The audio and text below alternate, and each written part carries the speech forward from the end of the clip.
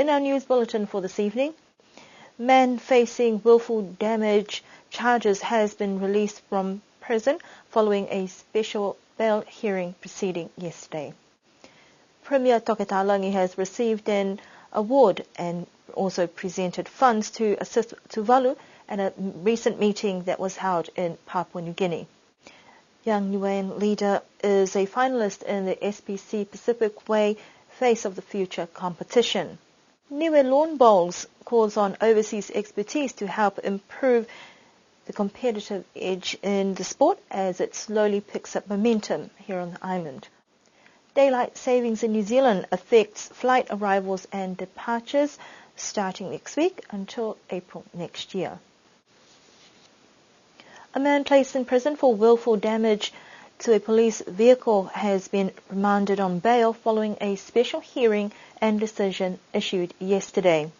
It is alleged that this person took matters into his own hands to damage the vehicle that was parked outside of the police station and then left the scene. Police later detained the individual, who was placed in custody at the Niue prison until bail was settled. A special hearing was held on Tuesday afternoon to discuss bail proceedings, but no decision was reached. The individual remained in jail overnight until commissioners made a decision on Wednesday morning. He has been released on bail with strict conditions. Further details about the bailed conditions and further comments could not be obtained from court staff before this news bulletin was released, but it is expected that this case will appear before the Niue High Court as determined by the Justice Department.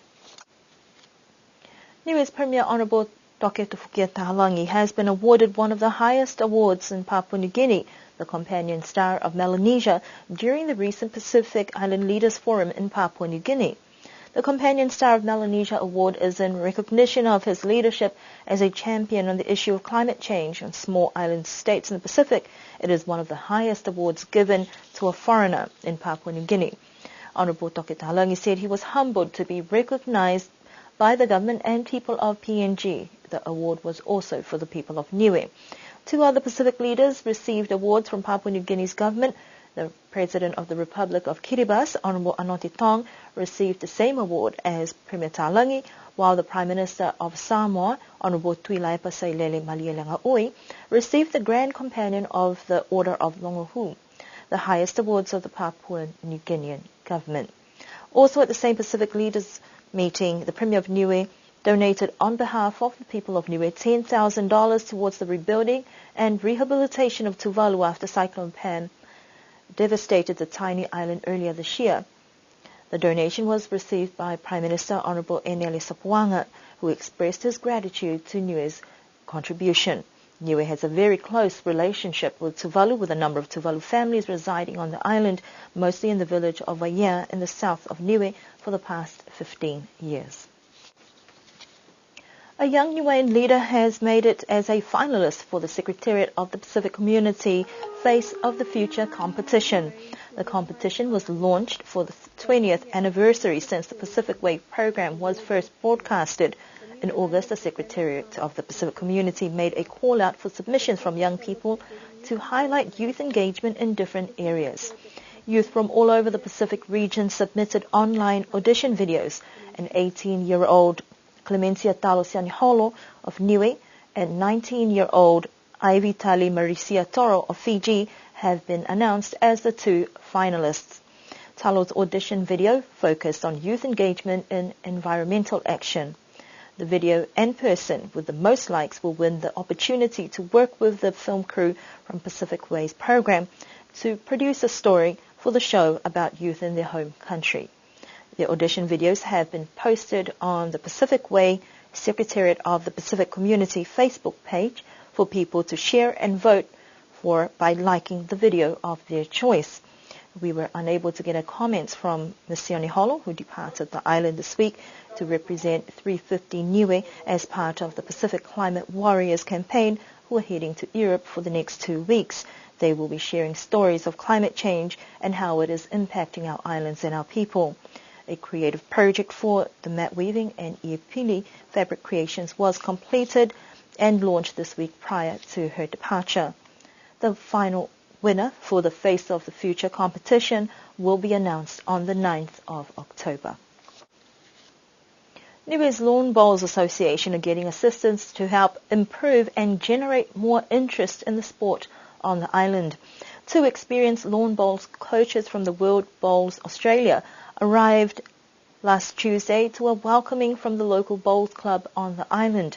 According to Lawn Bowls President Stanley Tafatu, the idea to seek out professional help from World Bowls coaches was introduced by the previous Lawn Bowls chairperson, Mark Blumsky. The main purpose is actually, as part of the World Bowls development strategy, is to come along and help introduce high performance bowls to the new island bowlanders so that they can learn to train like world champions. That's the main purpose.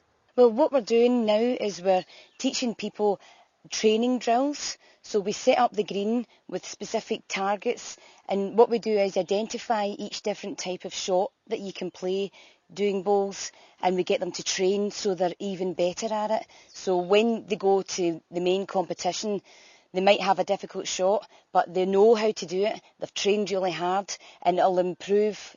They'll end up a lot higher up on the ranking than they are right now. So yeah, it's got to be a benefit for them. The trainers are here to educate the local lawn bowls teams on the proper ways of bowling, and also to explain the rules and penalties to make them more competitive, not only at a national level, but also to look at regional and international competition. We've identified some excellent players here, a lot of natural talent here on the island, for what has been very little coaching or no coaching and very little experience. I think some players or most players have only been playing for about 18 months, or if that. So yeah, there's a lot of opportunity, I think, for them.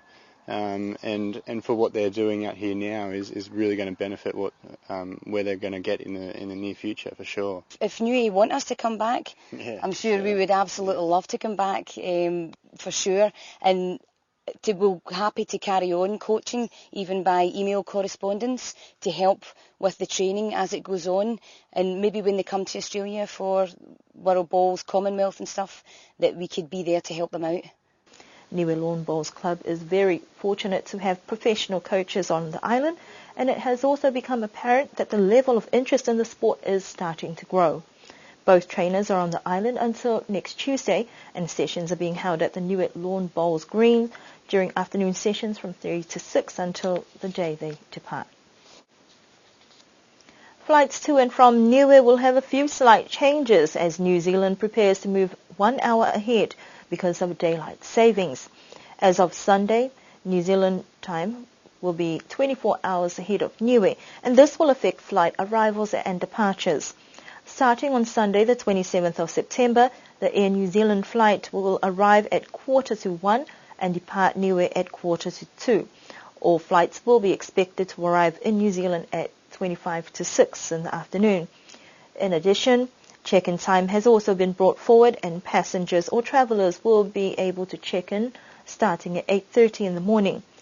Daylight savings will be in effect right up until the first Sunday of April, and if travellers need any clarifications, they can contact the local Air New Zealand travel agent on island, Pelini's Travel.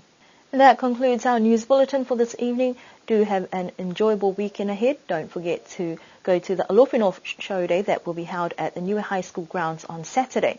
And all the best to the teams that will be playing in the local 15s rugby competition tomorrow.